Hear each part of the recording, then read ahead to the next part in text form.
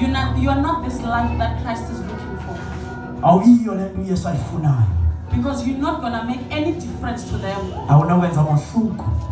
Because you look like them. The difference that you come to church. You know the devil, how he's clever in his ways. Even the way we dress. There are dresses that you can dress. But everything is showing. The devil is keeping you saying, I am wearing a dress. But your whole body is outside. Almost Christian. A Christian that gets tired to speak about the word. You want to be tickled.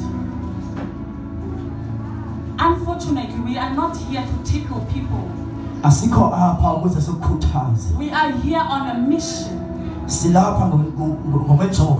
We are sent by the Lord Jesus.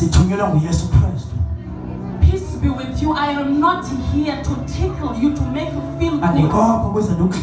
I am here to speak the truth.